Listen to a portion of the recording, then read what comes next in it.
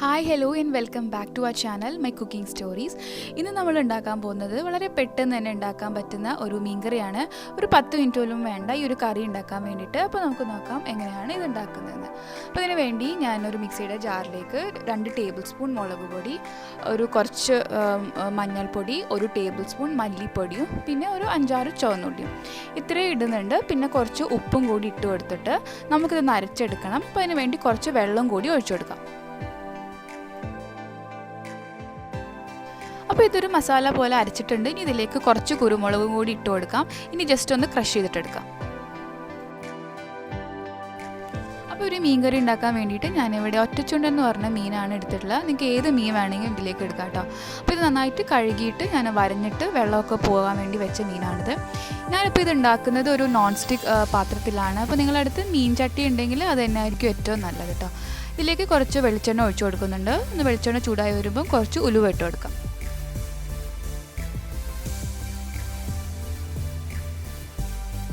ഇനി ഈ ഉലുവൊക്കെ ഒന്ന് പൊട്ടിക്കഴിഞ്ഞാൽ ഇതിലേക്ക് നമ്മൾ നേരത്തെ മിക്സിയിൽ അരച്ച് വെച്ച മസാല ഇതിലേക്ക് ഇട്ട് കൊടുക്കാം. എന്നിട്ട് നന്നായിട്ടൊന്ന് വഴറ്റി കൊടുക്കാം.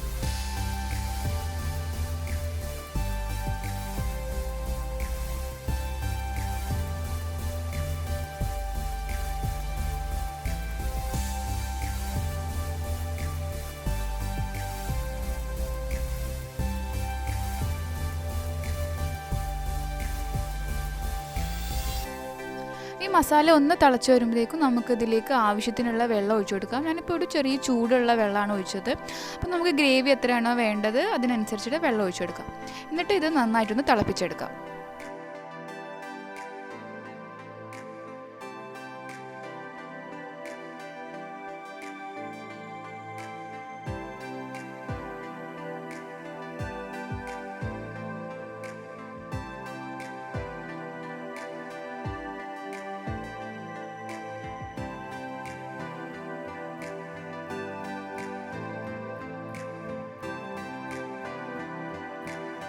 ഇനി ഇത് നന്നായിട്ട് തിളച്ച് കഴിഞ്ഞാൽ നമുക്കിതിലേക്ക് പുളിവെള്ളം ഒഴിച്ചു കൊടുക്കാം. ഞാനിപ്പോൾ ഇവിടെ വാളംപുളിയാണ് യൂസ് ചെയ്തിട്ടുള്ളത്.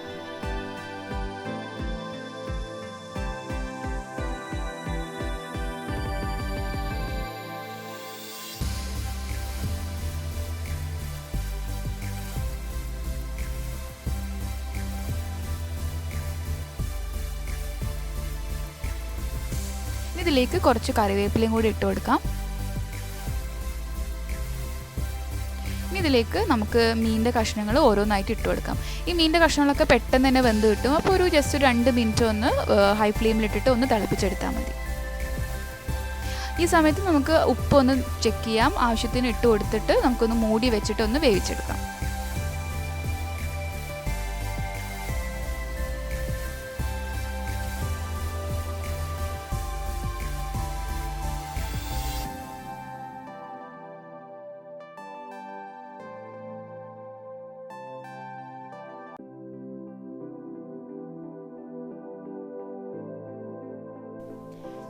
ഇനി ഞാൻ ഇതിലേക്ക് അവസാനമായിട്ട് കുറച്ചും കൂടി കറിവേപ്പില ഇട്ട് കൊടുക്കുന്നുണ്ട്.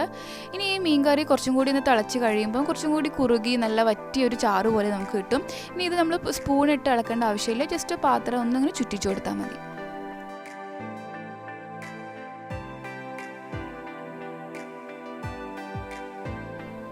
അപ്പം നമ്മുടെ മീൻ കറി ഇവിടെ റെഡി ആയിട്ടുണ്ട്. ഇനി നിങ്ങൾക്കിപ്പോൾ ഇത് കുറച്ചും കൂടി ഒരു കുറുകിയ പോലെ വേണമെന്നുണ്ടെങ്കിൽ കുറച്ച് നേരം കൂടി ഒന്ന് തിളപ്പിച്ചെടുത്താൽ മതി. അപ്പോൾ എല്ലാവരും ഈ ഒരു റെസിപ്പി ട്രൈ ചെയ്ത് നോക്കുക. നിങ്ങൾക്ക് ഈ വീഡിയോ ഇഷ്ടപ്പെട്ടാൽ ലൈക്ക് ചെയ്യാനും ഷെയർ ചെയ്യാനും മറക്കരുത്. പിന്നെ നമ്മുടെ ചാനൽ ഒന്ന് സബ്സ്ക്രൈബ് ചെയ്യുക. അടുത്ത നല്ലൊരു വീഡിയോ ആയിട്ട് വരാം. Thank you for watching.